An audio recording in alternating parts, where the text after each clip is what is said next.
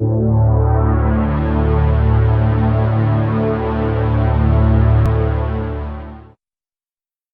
good evening.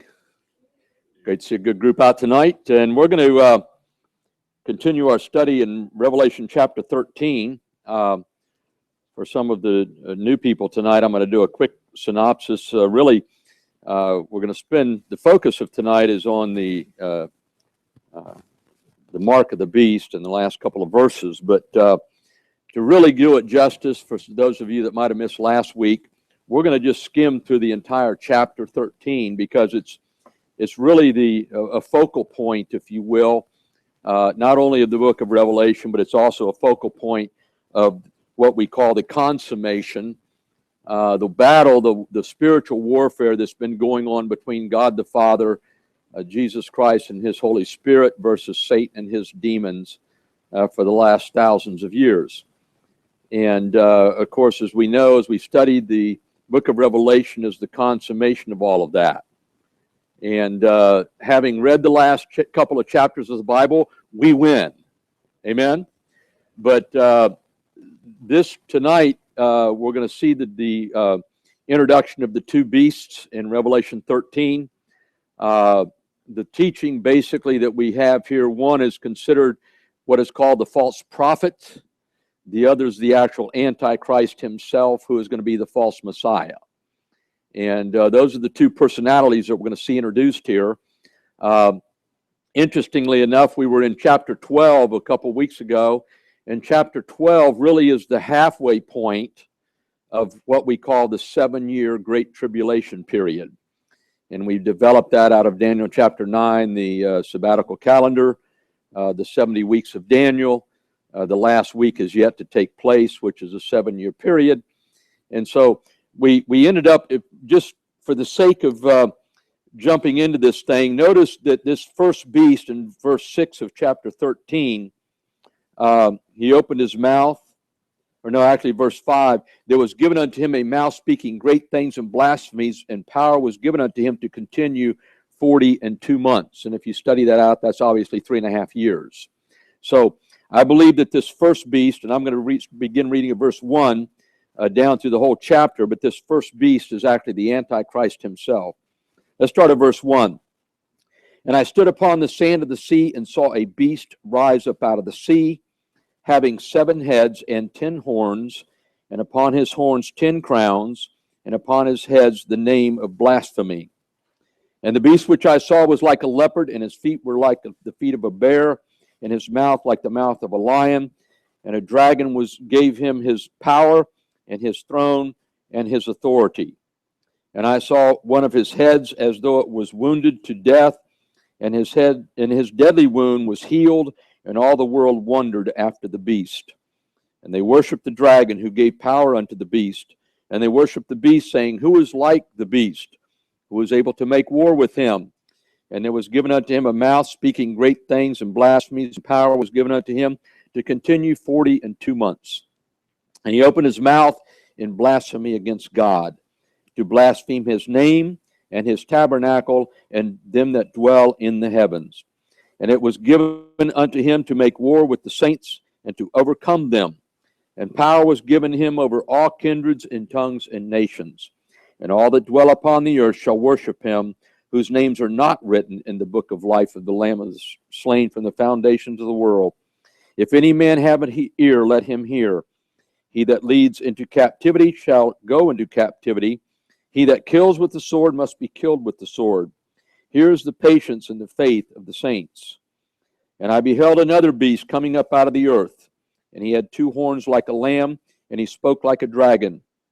And he exercised all the power of the first beast before him, and caused the earth and them that dwell on it to worship the first beast, whose deadly wound was healed. And he does great wonders, and so makes fire come down from heaven on the earth in the sight of men, and deceive them that dwell on the earth by the means of these miracles, which he had power to do in the sight of the beast, saying to them that dwell on the earth that they should make an image unto the beast, that had the wound by a sword, and did live. And he had power to give life unto the image of the beast, And the image of the beast should both speak and cause that as many as would not worship the image of the beast should be killed. And he caused all, both small and great, rich and poor, free and enslaved, to receive a mark in their right hand or in their foreheads, that no man might buy or sell except he that has the mark and the name of the beast or the number of his name. Here is wisdom.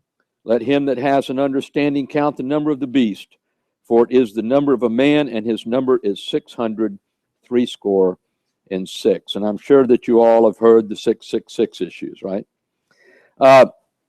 Two personalities here are going to come up in this last 7-year period.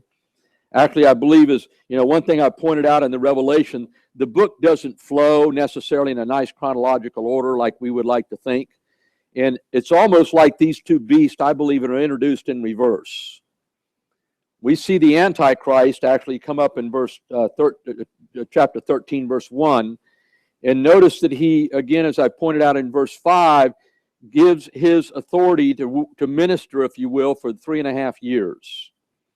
I happen to believe that that is referring to the last 3.5 years, which is really the consummation when God starts pouring out his wrath on the earth to redeem. Remember, we talked about in chapter 5 and 6, the kinsman redeemer scroll, and when we see the seal judgments and the trumpet judgments, we're going to get into the bowl judgments next. And the bowl judgments are when God really, it's one point it says that he pours out his wrath without measure. That means without grace, without mercy. At some point, God's going to pour out his wrath on the unsaved people on this earth to take back the earth from sin and the control of Satan. Okay? So I believe this first beast here is the actual Antichrist. We talked about the fact that last time we were together, this don't want to seem to work, Scott. Yeah, I think so. It says right here. Left it. Anyhow, last time we were together, I pointed out, and we could get into all kinds of discussion. I've studied this stuff for 40 plus years, and we used to define the 10 horns and all this kind of stuff as different nations and all this. The problem with that type of teaching, to be honest with you, over 40 years, a lot of those nations that we used to talk about don't even exist anymore. So I stopped doing that. And I've learned it really doesn't matter to me what nations align in the end. I really don't care who the leaders of these nations are. If it's Putin or if it's Obama or whatever else, I really don't care. It's immaterial to me. Okay, it doesn't matter. I'm more concerned about Satan's men here, the Antichrist and the false prophet. They're going to wreak havoc, if you will, on the earth. And Satan's going to use these two men to literally control the earth as we know it. Okay? So we've got these two personalities here. The one is the lion with the beast coming up out of the sea. And again, I believe that's the Antichrist. I actually believe that the Bible teaches, based on these particular scriptures here, if you go back to Daniel chapter 9, Daniel chapter 9 teaches us that there's going to be a 7-year peace pact signed with Israel, okay? Because when it comes all down to the bottom line, I believe in, we've had this discussion. We've talked about all three of the rapture theories. I believe personally, primarily in the pre-tribulation rapture theory. So I believe we're going to be gone. But then Satan is going to bring about a one-world religion. And he's going to try to bring all the religions together into one big kumbaya, if you will. Let's all worship God together. And I believe it's going to be a mixture of the apostate Christian religion. It's going to be the Islamic religion. It's going to be the Hindu religion. It's going to be Zen. It's going to be the whole bunch of them. And Satan's going to have I believe the false prophet, which is the lamb here, the second beast. I believe he's going to come on the scene the minute the rapture takes place. He's going to be the one that explains away why we're all gone. Okay? And he's going to have the answers. Now, I go back to the days when we used to teach that we kind of all believed that was the Pope of Rome was not only going to be the false prophet, but also the Antichrist. I used to listen to that type of teaching, Hal Lindsey and others. I used to help put on prophecy conferences, and that's what we taught, okay? The reason we taught that is because, to be honest with you, up until about 15, 18 years ago, I'd never heard of the 12th Imam. And at that point, if you go back 30 or 40 years ago, Islam was, they were still riding camels and living in tents, most of them. And they hadn't become a world power because the oil-rich industry had not blossomed them, if you will, to the military power and the political power that they've got worldwide today. If you go back into the 60s and 70s, when I started teaching, the early 70s, when I got into this stuff, we had our first oil crisis in 73. And I sat in gas lines. I used to get up at 5 o'clock in the morning and go get in the gas line, back in 73. And so it wasn't until then that OPEC even came into existence. So today we now have this entire issue going on with Islam and the Muslim Caliphate, and we now know about the 12th Imam that they're planning on bringing about, which is their Messiah, if you will. And I believe he's going to be the Antichrist personally. That's just pretty much how I see it. I see the Pope of Rome, particularly this Pope and the one before him, have started this ecumenical movement between particularly Islam and Christianity, and trying to bring them together because of all this stuff going on, but particularly the radical Islamics going after the Christians.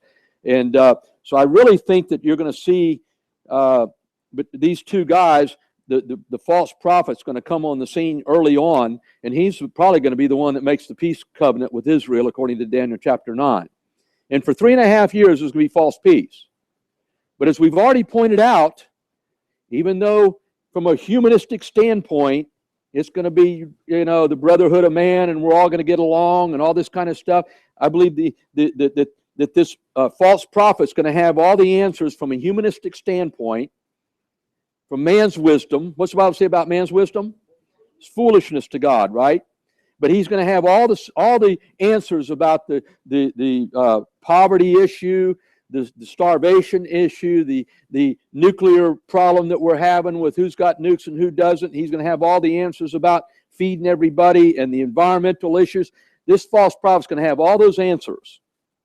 Of course, we see here he's working all kinds of miracles, bringing down fire from heaven. If you look at 2 Thessalonians, he comes to power, working mighty miracles and all these signs and wonders. Right now, the world is prime for that type of leader that can perform any kind of miracles. You hear all the time today when you go out witnessing, well, I'm spiritual. I don't believe the Bible, I don't believe in Jesus, but I'm spiritual. So we got a whole culture today, particularly in Western culture, that thinks they're spiritual and looking for something spiritual. All right? So this guy's going to give it to them. And they're going to flock to him. Then I believe this Antichrist, which we're seeing in the first chapter here, the first few verses, he's the real big dog. He's the one that's going to set himself up in the temple and desecrate the temple, again, according to Daniel chapter 9, according to 2 Thessalonians chapter 2. He's the one that's going to set himself up in the temple and force the world to worship him as God. Okay? Now, he's going to be supported by this false prophet. We actually see, and we talked a little bit last time we were together about virtual reality, and that they're going to make a image of this beast, the Antichrist. You got a man, let's say he's sitting in the temple in Jerusalem, but he's going to be on worldwide screens everywhere. Anybody been to a big conference where you got the Megatrons?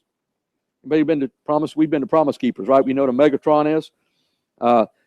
Again, I was in Washington, D.C. with standing in the gap with 1,600,000 guys. We were the second Megatron back. And I'm looking at the guys on the stage, and they're this big, the Megatron's right there.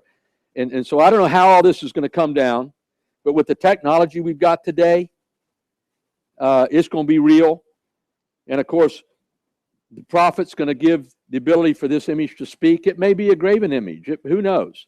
We don't know what it means. I don't really care. All I know is it's going to be awesome. It's going to be impressive, and the world's going to flock after this image. Okay? And it's going to be miraculous. It's going to be satanically charged.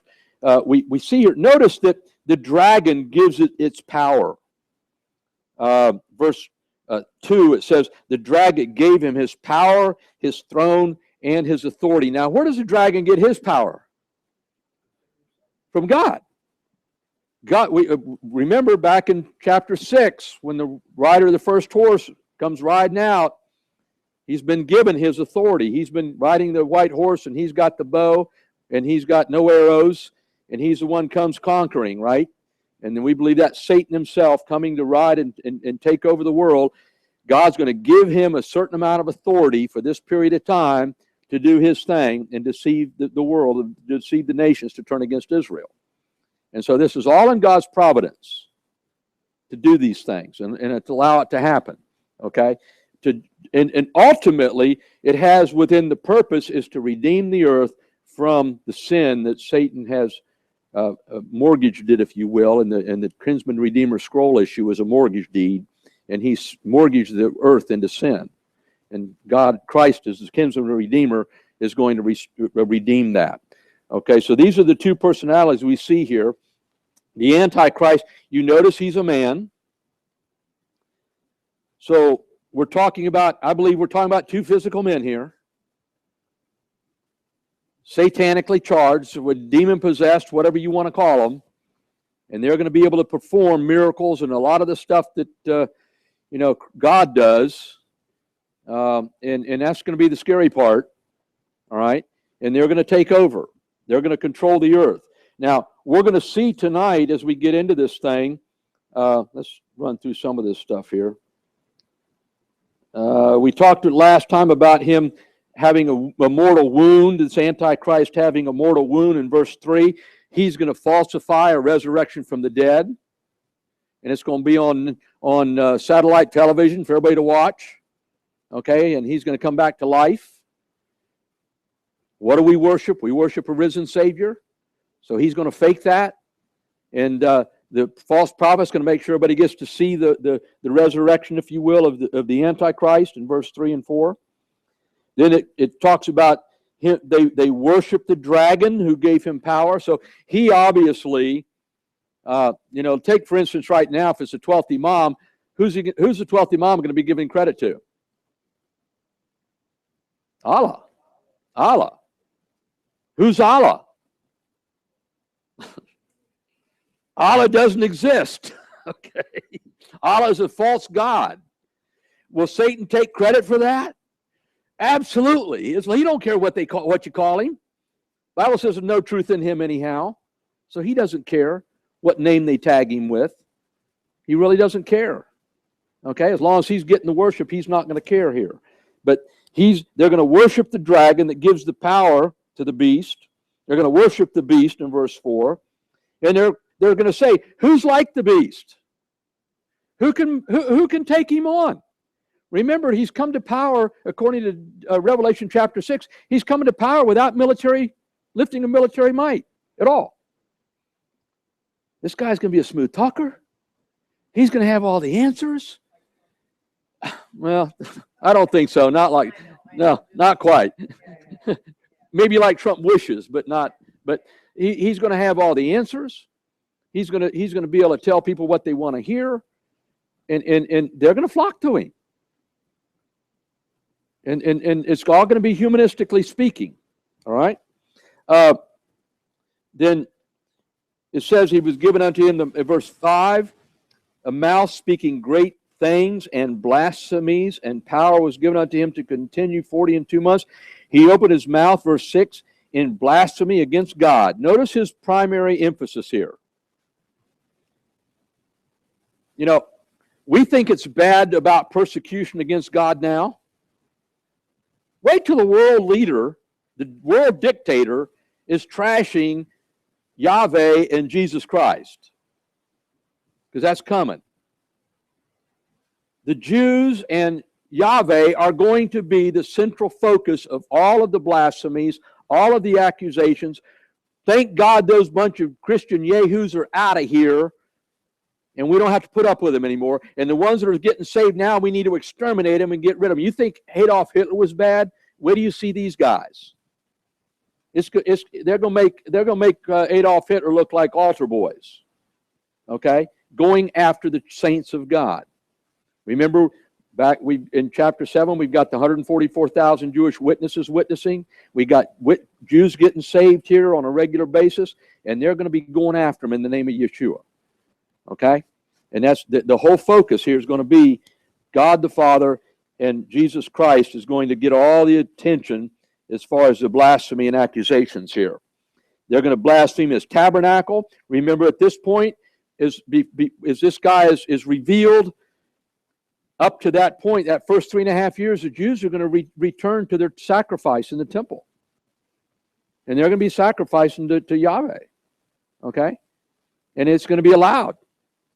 But the whole world's going to think it's sinful. I mean, today, think about I forget the name of the lion, but the lion that was killed recently. Yeah, Cecil. And the uproar worldwide about a lion getting killed. Imagine when there's hundreds of sheep and bulls being slaughtered on the altar every week in Jerusalem. Yeah. Imagine what the outcry is going to be from all the do-gooders, if you will, the people that are animal lovers and stuff, about these Jews, that the Antichrist has given them a peace pact so they can do this, and the outcry of all the people that don't want it being done because of all the animals being exterminated every day and shedding of blood. So the Jews aren't going to be popular to start with, because they're going to be made an exception. And then the Antichrist and the false prophet come on the scene. False prophet's going to defend him for 3.5 years. But after that, he's going to change his mind. And he's going to cancel the peace pact, and he's going to introduce this Antichrist on the scene that's going to set himself up as God in the temple to rule and reign. And they're going to go after the Jews, and they're going to go after the Christian saints that have given their lives to Yeshua, and all hell's going to break loose. Okay? And that's when the Jews flee into, if you study Matthew 24, that's when the Jews flee out into the desert and hide in the caves of Petra and whatever, and the Christians, their heads are going to roll.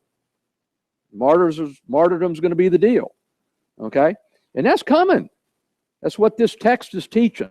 And I believe particularly this Antichrist is halfway through is when he really comes on the scene. He may be in the political realm to start with, but he's not going to set himself up as God until they break that covenant. And then he's going to step into that temple in Jerusalem and desecrate the temple, and we call it the abomination of desolations, and then God's going to pour out his wrath. Okay? Does that make sense? That's what's coming. All right? With all that said, let's go ahead and get to the mark of the beast. How's that? It's kind of why we're here tonight. Okay, this false prophet's going to, he basically says that they must, verse 8, all that dwell upon the earth shall worship him whose names are not written in the book of the Lamb of life, is slain from the foundation of the world. And if any man have a ear, let him hear. He leads into captivity captive. You know, again, I think there's going to be an absolute bloodbath of martyrdom of Christians and Jews at this point when Satan takes over and he throws the Jews out of their temple and he goes after them. Again, you can spend a lot of time reading Matthew 24. As I've taught over the years, one of the mistakes that a lot of Christians make is trying to put the church in Matthew 24. If you do that, you'll probably end up at least mid-trib, if not post-trib rapture. But I believe, again, Matthew 24, Jesus was teaching his Jewish disciples what was going to happen to Israel. So I don't think we could put the church there. So Matthew 24 is, again, where the Jews are flee out into the desert, as Satan is going after them and takes over their temple and destroys their city. Okay? And he's going to desecrate it all. There's going to be martyrdom. I think we're just seeing a little glimpse of it now with ISIS and the stuff that's going on over in the Middle East.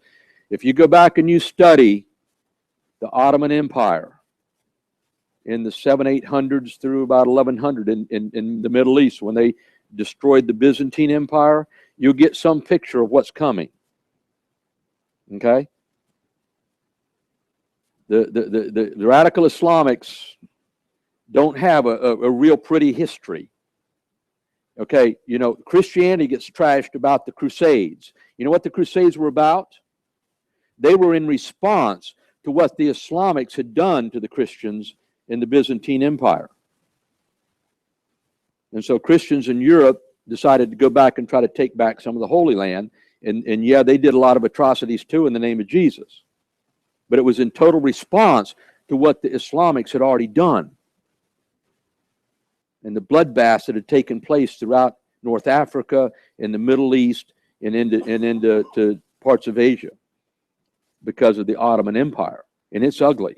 So, you know, if you really want to be balanced there, be sure and study your world history about that time period. So if the 12th Imam, which I kind of believe now, if the 12th Imam is truly the Antichrist, what we see going on is just the beginning. It's just the tip of the iceberg that's starting, or what's going to take place if that type of mentality is in charge and ruling the world at that time. Okay? And it's going to be really, really, really ugly. All right? So not to scare you, but that's what's coming some point down the road. Now, let's get to this chip. Let's read back through verses 16 through 18 again. He caused all, both small and great, rich and poor, free and enslaved, to receive a mark in their right hand or in their foreheads. Again, all are forced to take the mark. It's going to be people will see it as optional in the first 3.5 years, and it's going to be sold to them as the thing to do. I mean, we're already seeing it with all the identity theft that's going on. You know, they're talking about it. Put GPS in your kids, so if they get lost, you can find them. If they get kidnapped, you can find them. Putting GPS tracking in criminals, so we can keep a track on them, and they can't, you know, get the thing off their leg and disappear and stuff. I mean, medical technology. We can have our medical technology all on that chip, and all you do is go to the doctor and he flashes the chip and he knows everything about you. That's coming. I know. Well, trust me, it's going to be, the chip's going to be instead of the bands shortly. Right. It's going to get to the point, and I've said this for years, quite frankly, even with when we used to think it was a tattoo. At what point are we, as Christian ladies and men, going to stop going to hospitals to have our babies? Because when you have the baby, that's when it's going to get the mark. See? And that's maybe coming relatively soon. We don't know. But I'm just speculating. So these are the kind of decisions down the road that we might have to make just as Christians because of this stuff. It has nothing to do with the rapture. And really, it may not even have anything to do with the tribulation period yet. It's just where the world's going. And culture wants to recommend that and push that kind of stuff. See, Carol? Well, they're doing it in cognitively impaired elderly patients, those especially who tend to wander off. Yeah. It's coming. I mean, I did some studies. I'll show you in a minute. I did some reading on these new chips, and they are capable of pretty much anything as far as holding data is concerned and retrieving it in an instant. Okay? It can be your financial data, it can be your medical data, it can be anything and everything about you. It can be your criminal record. I mean, it can be the whole 10 yards in a little tiny microchip. Okay, that they're going to embed underneath your skin, forehead, arm, or hand, whatever, and it's there. Be your right hand or your forehead. That's what the Bible teaches. So we're gonna look at that. But it starts with it. I believe at the 3.5-year period when the Antichrist comes on the scene, it's no longer optional. It says everybody, all men, all women are going to be forced to take the mark. Now it says small, which is insignificant. Doesn't mean small stature. Insignificant people, the poor folks, the ones that aren't a threat. That anyhow. Great, rich, poor, free, and enslaved. That covers everybody. Okay? By law, worldwide, it's going to be mandated you take the mark. Okay? The word cause there literally means force, to force or to bring forth or to commit without delay. So it's going to be, line up, folks, take the mark. Gun in your face, gun in your back, take the mark. Huh? Well, that's where it goes if you want to eat or buy or sell. We're going to get there. Don't get ahead of me yet. Okay. Yeah.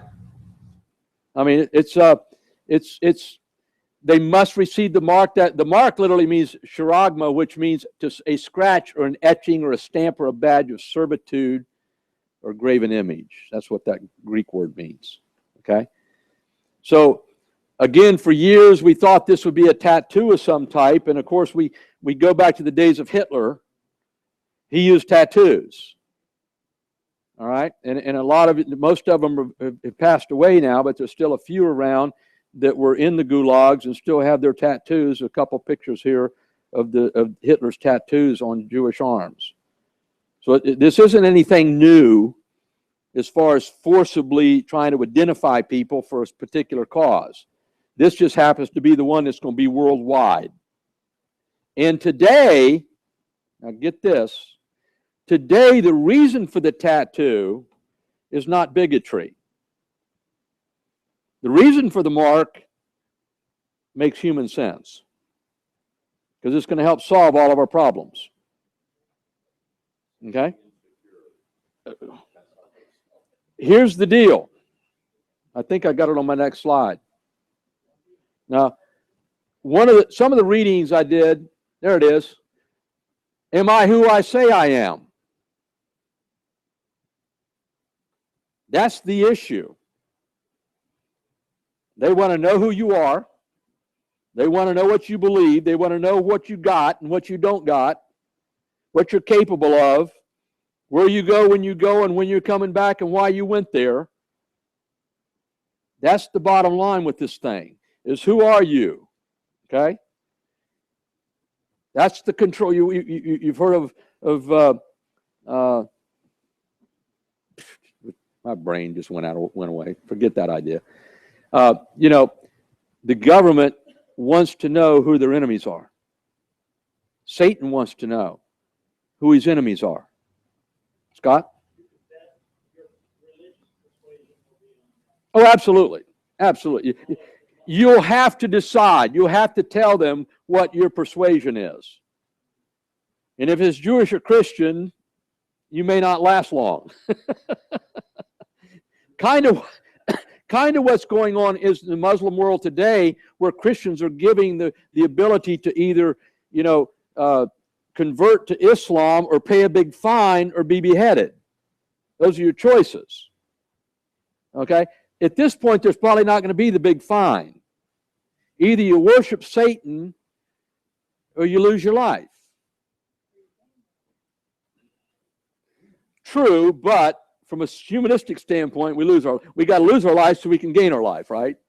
So, but that's where it's going with this thing.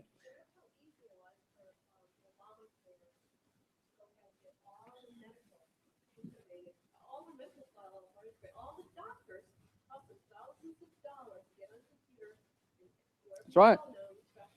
All we need now is the chip to tie into the database, and we're good to go in America. I mean, let's face it.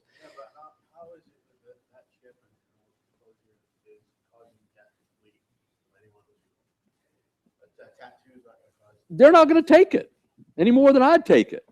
They're going to, huh? I really believe that it's something that changes you more fundamentally, because I think you're getting into an issue of corrupting the image of God, because it's like can you force something on someone? No, their heart's not on it. No, that makes you unredeemable to God. There's going to be again. I agree with you. The unsaved are going to flock to it because it makes sense. Those that are believers, the Holy Spirit is going to give us the ability to say no. So I don't think there's anybody, I agree with you, nobody that's a true believer is going to get corrupted here. Okay? It's more of a warning to those that aren't saved. You best take note before it's too late, because you're going to be faced with making this decision. What if it's forced upon a believer where you get the mark against your will? It won't cost. God knows your heart. Yeah, God knows your heart. It's still, with God, it's a heart deal. Yeah. So I think that, God keeps directing us when he was prophesying. He's like, Jesus said, these days, don't be deceived, don't be deceived, don't be deceived. He keeps saying that. And he said that these days are going to be like the days of Noah, Mhm. right? So there's certain things that happened back in that time that never happened in any other time, in any other dispensation. And I think one of those things where, we're seeing a lot of this happen, now there's over 150 cases of combining species in Sure. Europe alone, right? So you're talking about human chimeras, right? I think the devil tries to counterfeit what God has Mhm. for, we're talking about a false immortality. Correct. So when you read in Revelation 6, it's talking about, I'm sorry, 9. In Revelation 9, where it's talking about how they want to die, they want death, but death flees from them. I think they partook in that, and it's a false immortality, and the death is fleeing from them. And that's all part of that mark of that beast. Yeah. A lot of people like to focus on only the financial aspect of it, but there's another qualifier. Yeah, we're going to get there. Okay, sorry. We're headed there. And to be honest with you, what the mark of the beast truly does for those unbelievers is it automatically seals their fate forever at that point. It's just like when we get saved, we give our life to Christ, we become his. Okay? We're born again. We're the child of God. It's the same thing. Now, they may be playing the game up to that point, and there may be some hope at some point that maybe God's going to reach them.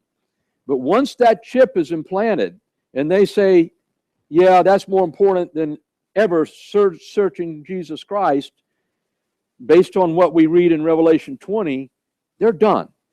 Notice here it also says, it talks about their names aren't written in the book of life to start with.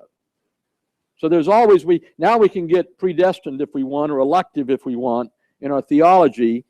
God knows ahead of time who's going to take this thing and who's not. So we can't deceive ourselves there either. I teach this stuff more so you can go out and use it to witness, not that to terrify you from it, because you're saved. It's not an issue for us. Now, the issue for us might be if we end up mid-trib or post-trib, we might not be able to buy or sell because we ain't going to take that mark. That means we either got to try to feed ourselves or we're going to starve to death. Okay? So we might have to deal with it from a symptom standpoint. Huh? Hey, trust me, I know how to do that. Gator hunt and snipe. I'm an old Florida boy, okay? I can feed myself around here. My wife and I were talking about this the other night. My brother and I used to string miles of trot lines in the Palm Beach Canal and catfish by the hundreds years ago as kids. Huh? A trot line, yeah. A trot line is, if you're familiar with the long line fishing, okay, where I've seen a hook ever, we had a hook about every 40, 50 feet, and we'd string lines down the canal and have them tied to trees along the canal, this deep of water along the bank, and we'd come along there and bait them all and come back the next day and unhook all the fish and rebait them again. I mean, it's called a trot line. And so seriously, we've got enough rednecks in this church. We'll feed ourselves for a while if we need to, okay? And a few of us, I know, I got a whole garage full of fishing tackle. Bill Copeland has a whole warehouse full of fishing tackle, so we can fish the place out if we need to, okay? So, and we got a bunch of fishermen. A new one here is another fisherman, so we know how to fish. But, and yes, I do know how to shoot snipe. So, snipe and dove, I've done a lot of that. But anyhow, but these are things that, from an eternal spiritual standpoint, okay? Yes! That's right. Hey, listen, step aside. I watched one of the first videos ever taken out of Cairns, Australia, back in the late 60s. A friend of mine was a mate over there, and he was black marlin fishing. And there was a Russian trawler. It's about 500-600 feet long. They were fishing 3 long lines, which was the same idea as a trot line. Each line was 15 miles long. So they're fishing 45 miles of line, okay, with a hook about every 100 yards, okay? And now my friend was on a sports fishing boat, and they're running 20 knots beside this freighter. The freighter would pick up into that line, and they had it running down a conveyor belt down the side of the boat. And all of a sudden, it had a big ramp come down the side of the boat and skimmed about this high off the ocean waves. Okay? And the lines were just long enough when it pulled up on that ship, it would lift the fish's head about this high off the water. And he'd hit that ramp and the fish would slide up in the boat. I'm talking 5, 6, 800,000 pound black marlin, blue marlin, you name it, sharks. It didn't matter what was on the line, they went in the boat. The hook would be unhooked. You see the cable going along, it gets back to the end, another bait is hooked on it, and the bait goes out over the transom. They were boating the fish and rebaiting that line at 20 knots. They'd run down that line and do that one. They'd turn around and pick up the other and come back, and they were doing that 24/7 till they filled that boat full of fish. And they were running alongside, and Mutt was videoing it. It made me sick to see that many fish being in a round the clock to fill up that boat. It was unbelievable. And we wonder why, why fish are being fished out. But that's going on worldwide with that type of production in these commercial fishing boats. But that's a trot line at its worst, because you can catch a lot of fish real easy on a trot line or a long line. So back, yeah. So earlier in Revelation, I guess it's talking about our names are, all of us are written in the Lamb's Book of Life, but I may come to a point where they're blotted out. Speak up, because we're being taped. Oh. So be quiet. No, go ahead. Speak up. So it's saying that our names are written in the Lamb's Book of Life, but then at some point, if we don't confirm our reservation, so to speak, they're blotted out. But then there's another portion that says it was never written in the Lamb's Book of Life. How do you see that?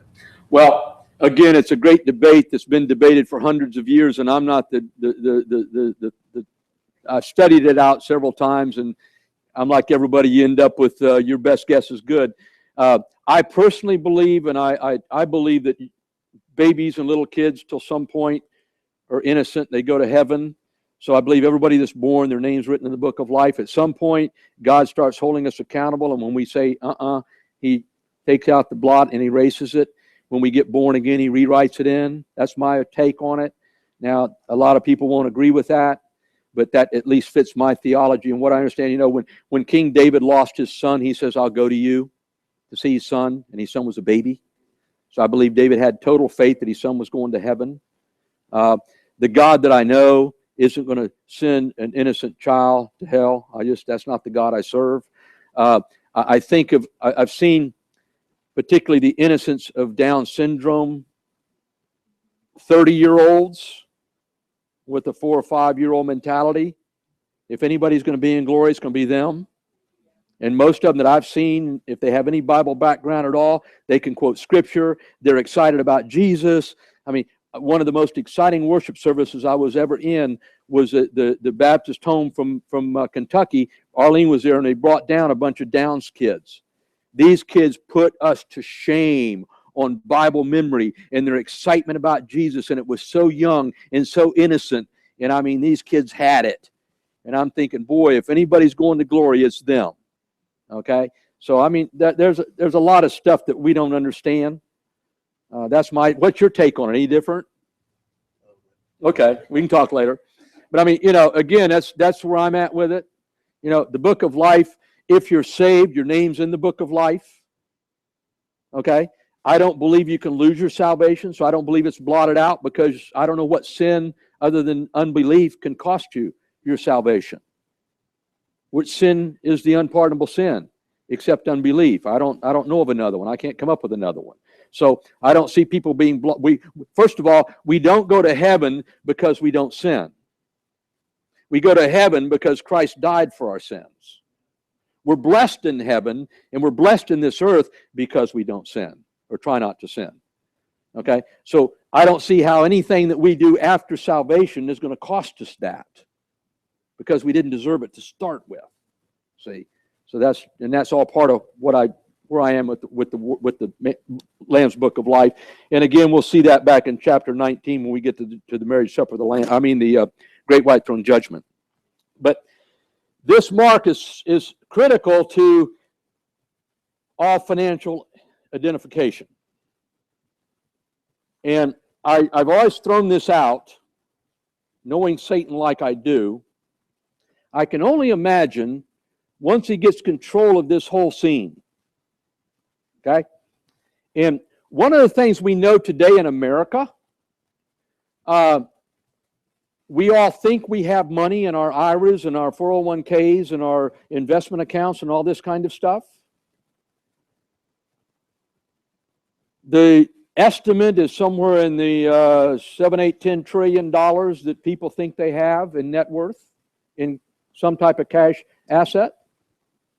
You know how many dollars were actually printed to back that up? About 750 million.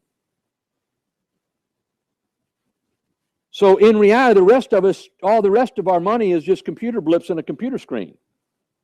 That's all they are. That's why every time there's a downturn in the economy, they're worried about a run on the banks. Because the banks ain't got enough money to give everybody their money. It doesn't exist. Okay?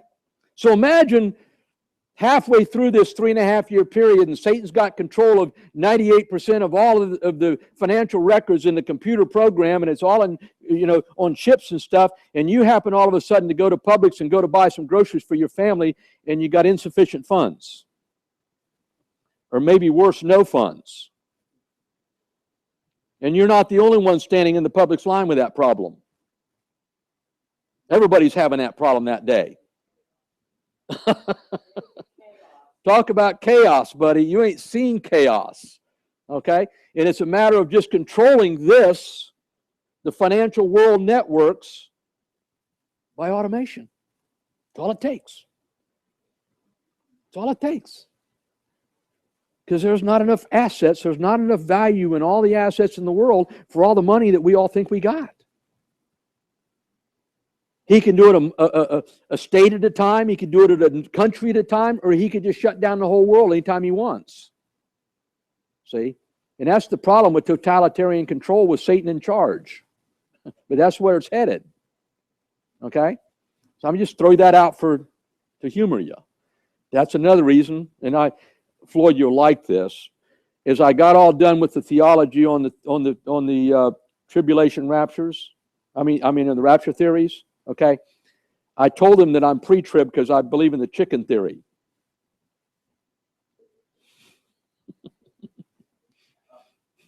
I'm chicken. I want out of here. I don't want to go through any of this. Okay, so when all the other theology fails, I believe in the chicken theory. So anyhow, but this year. Yeah. And it was horrible that somebody just, with a click of a computer, stole my whole identity and everything I had that I thought I had. Yeah. And just the idea how ready we are. This country, this world is so ready to have something to come up so that doesn't happen. No question. It was a nightmare to try to fix it. Right. And you were fortunate you caught it pretty quick, because some people find out 6, 8 months, a year later, and they are in trouble. They can't fix it. There was a lady recently that she was trying to prove to the government that she didn't die. And they didn't believe her. It was all over the news. Somebody stole her identity and turned in a death certificate, and she was dead.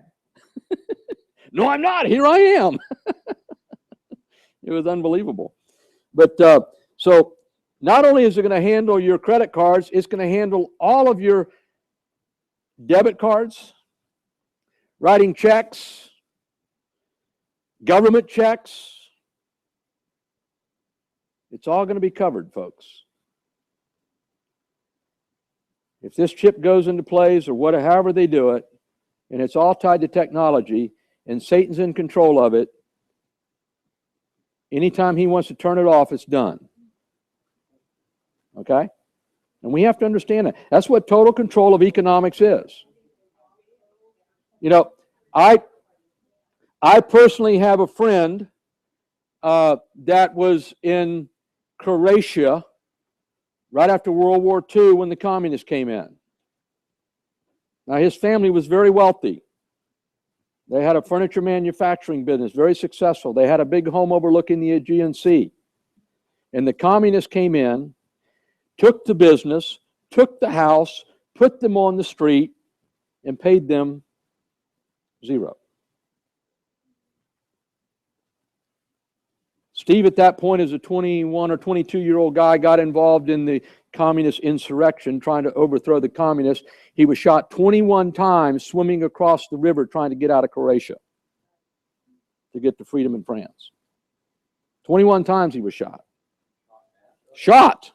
He was hit 21 times and survived. But he could tell you all the stories you wanted to know about a communist dictatorship. He knew all about it. And trust me, he wanted nothing to do with it. Okay? Totalitarian control is not a good thing under any circumstances because you've got sinners running the country. And when you put Satan behind it, this isn't just a man running it or a woman running it. This is a satanic, demon-possessed, demon-controlled person running it. Trust me, you don't want any part of it. John? Basically, what you described, that's the way it is in Uzbekistan Yeah. right now. John's wife is from there. Just got back, as a matter of fact. We were supposed to have dinner with the chief of police from the capital. He says, I can't meet with you today because the president of the country wants me to tear down a building and I have to have it done by tomorrow morning. And basically over there, the government owns the land, you own the building. And they'll say to you, you got 24 hours to take your building away. And they wind up just taking the building, or they make the regulations so difficult, you just Bulldozers. you just leave. Well, yeah. And they take the building. Right. So they take whatever they want anytime they want. And so, you know, trust me, having been a student of the Karl Marx Communist Manifesto back in high school, and back in those days, communism and socialism was considered an evil thing. I learned real quick, and then later on as an adult met Steve and heard his stories. Trust me, I watched Cuba go on the toilet right here 90 miles south of us here. I remember I was a little boy when the Castros took over down there, and John F. Kennedy did not support the Bay of Pigs invasion, and they took control of Cuba. I was in junior high school, which today would be middle school, when that took place. And I remember when Kennedy was killed and all that stuff. Okay, so I got a little knowledge of it, and from friends I've learned a lot more about dictatorships, and we don't want it. We don't want it here, and I certainly wouldn't want to be here with a satanically empowered dictator running the world and have control of all of our finances and know where we are all the time. That's just not a good thing. But here's a picture of the chips that we've got today, and time tells me they're only going to get smaller and better. Because I go back, huh? Yeah, exactly. RFID. Okay, I misspelled that. Okay, RFID. Yeah, see here, he already knows about it, right? Have you installed them yet? Put them on equipment, yeah. So we know where it goes. It goes from one room into another. There you go. They installed it at the state's attorney's office. They put on every single file. They used to lose files, Wow. cases and stuff they couldn't find. But they put one on every single file to know where it is. And they would, There's been reports that some of these are in your underwear.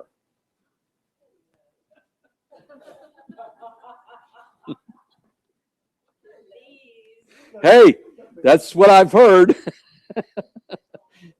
One of the things is GPS tracking. I know that's a big one. Okay. But these things are, as you see, it's on that guy's finger. And it wouldn't be a big deal to just, under your skin and it's there or whatever. Yeah. So in the ear of a lot of your animals, if you get an animal from the pound, they actually, our daughter got fined recently because the dog that ended up at our house, it wasn't my dog, but I ended up with it because it wasn't being well taken care of over at my daughter's house. She didn't renew it. They had it in her name. He died. But she got fined. So, it's serious. They track this stuff. It's out there. This technology it exists big time, and it's notice here. It's right now. The things I found was GPS tracking, identification verification, financial security, medical records, and criminal records. They're all working on. And I'm sure, as I think Arlene or somebody said, religious affiliation is going to be next. Going to be part of it. Huh? When you were in the military, your dog tag had your religious. Yeah, that's right. Yeah, you're right. Yeah. So it'll be on this too. Trust me, it'll be there. But it's coming. That's the question that the unsaved world needs to be asking itself. You know, it's going to be sold as the way to go. But if they take it and they haven't made a decision for Christ, it's going to condemn them to hell forever. This is an ultimate question. This is just like saying, believe in Jesus or go to hell. It's the same thing. It's right there. Yeah. You have that watch on it. You're telling them everything they want to know. Yeah, me too. They're not the most Christian organization, that's for sure. Exactly. If do you think in a lot of the churches today, if we had the debate whether we're going to buy and sell or take the mark or we're going to starve to death, how many Christians sitting in pews today would go ahead and say, "Hey, you're stupid if you don't take the mark"? Imagine if we say, hey, listen, I know you have Alzheimer's, I know you have diabetes, I know you have autism, but you know what? We've got these little nanites in this thing that can get in there and fix you. Exactly. Yeah. Yeah. I mean, all those things are artificially created. That's right. Our food can't even sustain us anymore. That's right.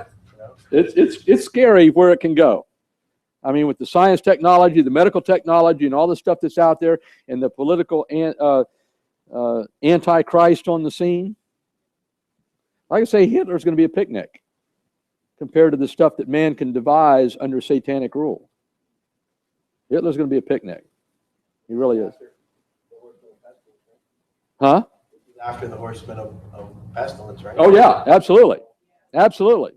Yeah. Yeah, this is after that. So, but before the outpouring of God's wrath without mercy. So, John. If we went back 100 years from now and we didn't have electricity, we didn't have phones and so forth and so on, the way you lived your life then, you would be much better prepared to reject this. Yeah, and there won't, but the problem we're going to have today, and we were talking earlier about feeding ourselves, okay? The problem you're going to have, if you catch a fish, getting it home. It's going to be, I mean, how many people are we going to kill to get the fish home? Huh? Yeah, I mean, really. I mean, and it,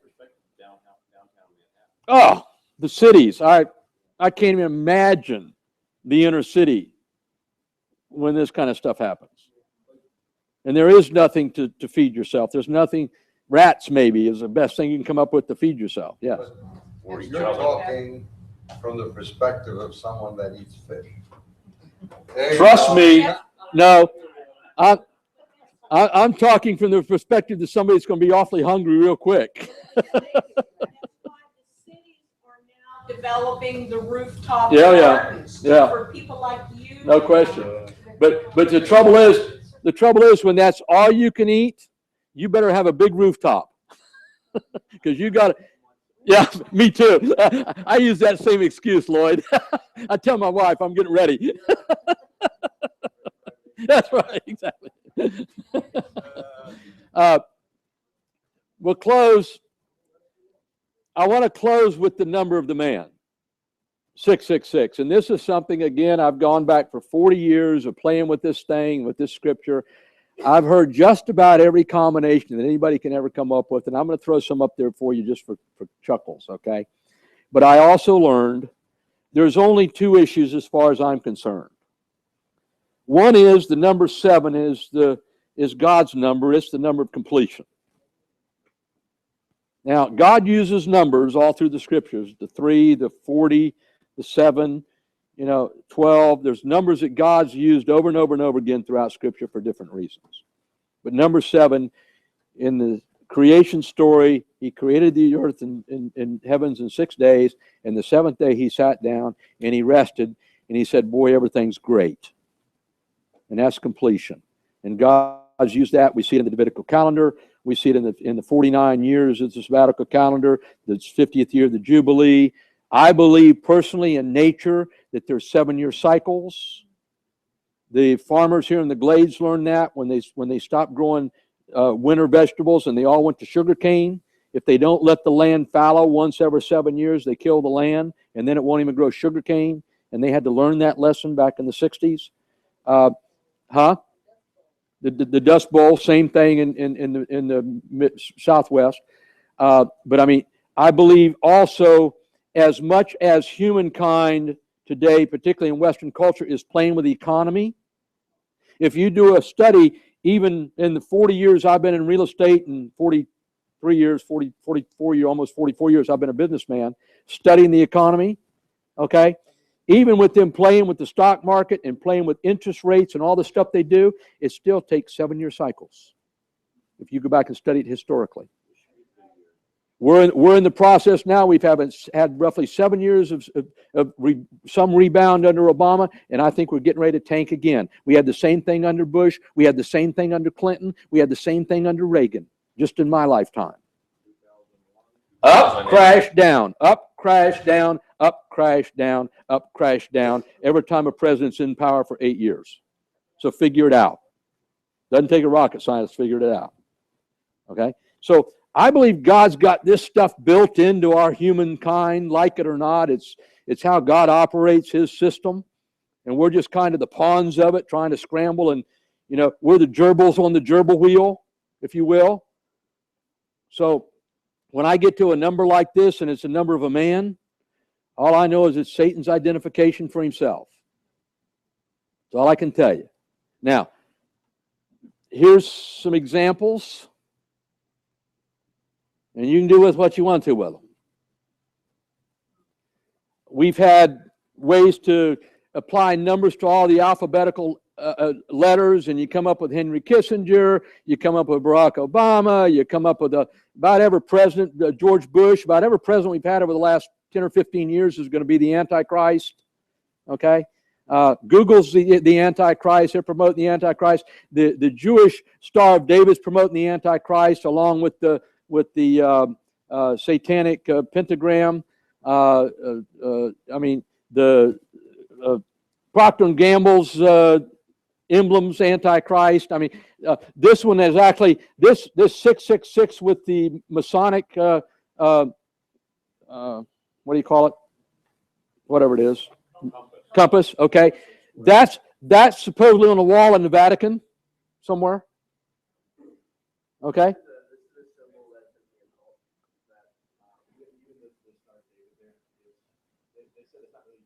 Yeah.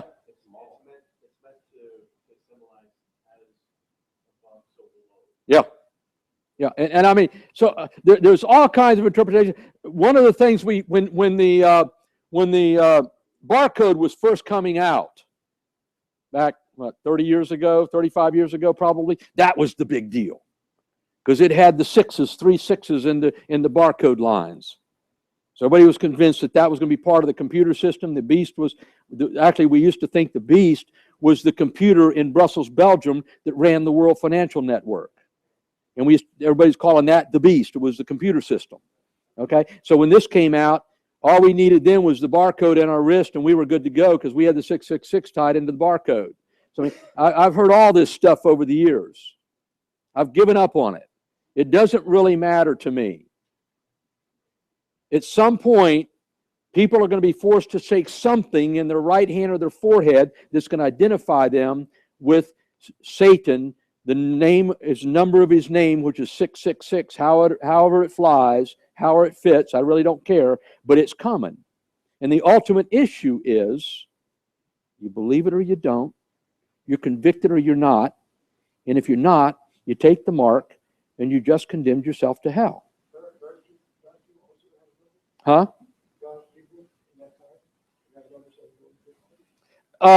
Yeah, we see this, the 144,000 are to be sealed. We don't, maybe the 7, we don't, it doesn't say.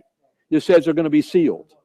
They're going to be sealed in their foreheads. We don't know. There's a lot of symbolism here that we really don't understand. We just got to use our imagination. God's going to take care of his. You know, we're sealed with the Holy Spirit the minute we're saved. Okay? Ephesians chapter 1. I'm in real estate. Every real estate deal I've ever done. As a matter of fact, in the state of Florida, if you don't have remuneration, there's no contract. So we got to have a deposit. And it's sealed with a signature on the contract. See, so we already got it in our laws, the same thing that the Holy Spirit does with us when we're saved. And I believe he's going to do the same thing with those 144,000 when he calls them out. He's going to seal them. They're his. Nothing can touch those guys without his permission. Okay? It's the same with us. You know you're invincible until God's done with you? Did you know that? You're invincible till God's done with you on this earth. And you know at that point, there's not a thing you can do to stay here. Because he wants to call you home, we're going. Whether it's through death or rapture, we're gone. Okay? He knows, we don't. That's correct. That's correct. No. I believe it's halfway through. Now, it probably will become optional to start with. It's being sold now. We're already seeing it being sold to Western culture. Okay? As something that's good. We got it in our dogs. We got it in files at the county. We got, you know, this kind of technology is already being used in a beneficial way to benefit society. And government's going to continue to move in that direction. And eventually it's going to be, I believe the biggest thing is going to be credit card loss and identity theft and stuff like that is going to drive it to the point that everyone's going to say, yeah, that's a great way to go. We just need to go to this chip thing. And then we don't have to have credit cards. We don't have to have all this stuff. They can't steal it because it's on me all the time, 24/7. Okay? Huh? Yeah, but I mean, once it's here inside my skin, unless they kill it and kill me and cut off my hand, it's mine. Okay? And so I think from a humanistic standpoint, it's going to become optional to start with. Now, when Satan's Antichrist comes to power, it's no longer going to be optional because it says he's going to force all men and women to take it. And if you don't buy or sell. So that tells me it's going to affect you eating. It's going to affect, if you don't eat it, it affects everything else. Okay? I'm done. Let's go home.